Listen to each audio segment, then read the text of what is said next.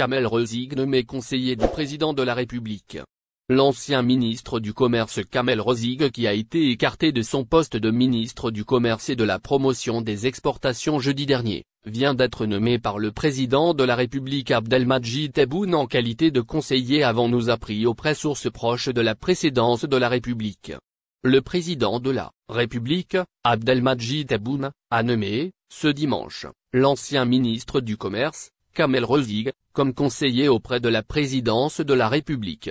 Le président de la République, M. Abdelmadjid Tebboune a signé, ce jour, un décret présidentiel portant nomination de M. Kamel Rezig conseiller auprès du président de la République chargé des affaires économiques, lit-on dans le communiqué.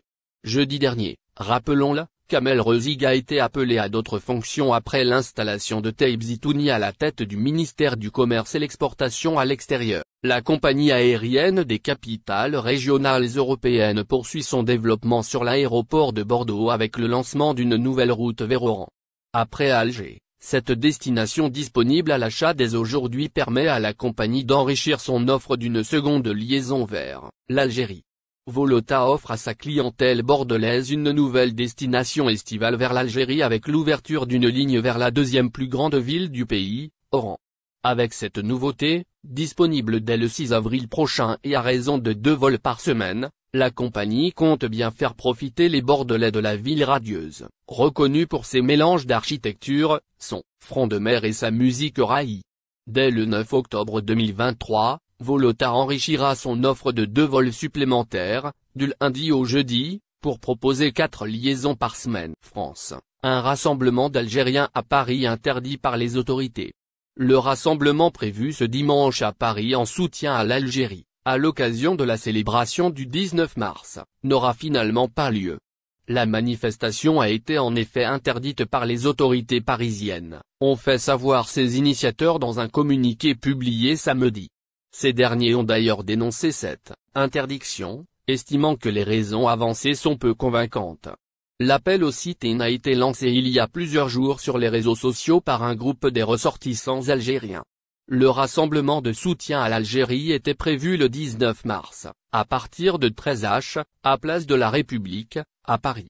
L'action a été préconisée pour barrer la route aux traîtres qui veulent fragiliser le pays, et dénoncer les conspirateurs ayant monté une véritable cabale contre le pays, pour travailler les intérêts de pays hostiles à l'Algérie.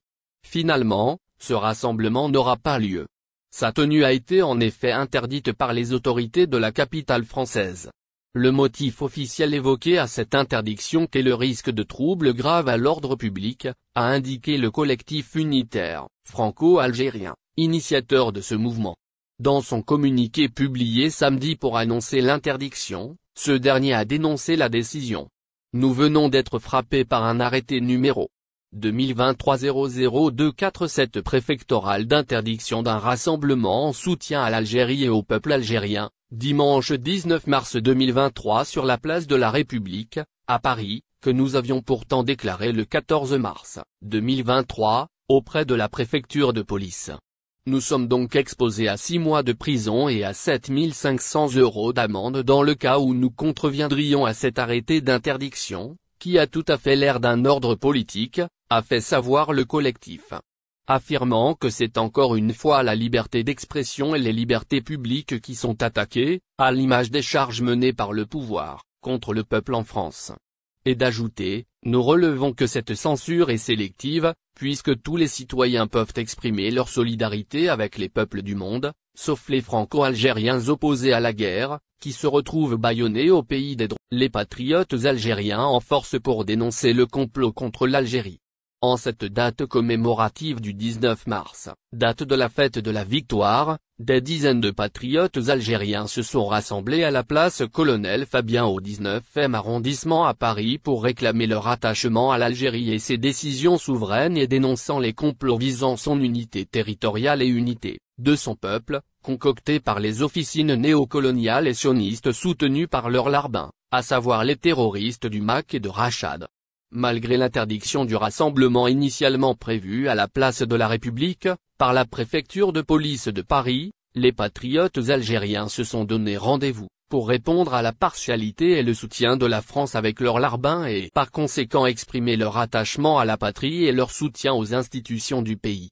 Algérie 54 bien présente sur place, revient avec plus de détails, sur ce rassemblement plein d'enseignements et révélateur à plus d'un titre sur l'engagement de la diaspora algérienne en France à l'égard de la nation et prise de conscience vis-à-vis de la manipulation des néocolonisés et la provocation des néocolonialisés. Air Algérie, les doléances seront traitées en 48 heures. Les doléances des clients de la compagnie aérienne nationale Air Algérie seront traitées dans un délai n'excédant pas les 48 heures.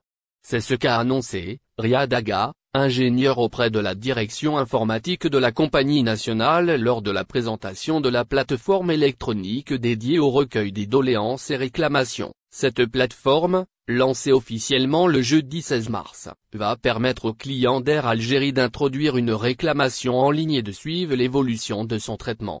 Les doléances et réclamations traitées en 48 heures. Les réclamations et doléances, introduites par les clients sur cette nouvelle plateforme électronique, seront traitées dans des délais n'excédant pas les 48 heures, selon la nature de la doléance, explique un cadre de la compagnie nationale. Si la réclamation n'est pas traitée dans ce délai de 48 heures, une notification sera automatiquement envoyée au service commercial, explique le même cadre, cité par l'AP. Le même cadre précise toutefois que le traitement de certaines réclamations pourrait nécessiter davantage de temps, en cas où il est nécessaire de recueillir des données de différentes directions pour confirmer certaines informations. La directrice commerciale de la compagnie Air Algérie explique, de son côté, qu'une équipe du service commercial accompagnée d'une équipe du service informatique va procéder au traitement de la doléance dès sa réception. Dès la réception de la réclamation, nous avons une équipe commerciale, accompagnée par nos équipes informatiques, pour pouvoir procéder au traitement de l'ensemble des réclamations qui nous parviennent de notre clientèle, indique la responsable de la compagnie Air Algérie, en marge de la cérémonie de présentation de la nouvelle plateforme électronique dédiée aux réclamations et doléances. La réclamation sera transférée vers le service concerné au niveau de la compagnie Air Algérie. La demande pourrait être traitée dans les 48 heures après la réception de la réclamation. Lorsque les cas nécessitent des investigations beaucoup plus poussées, ça pourrait éventuellement prendre plus de 48 heures. Ce qui est important de savoir, c'est que lorsque ma réclamation nous parvient, n'oubliez pas abonnez-vous à notre chaîne Olive News et activez les notifications pour recevoir nos publications en temps réel.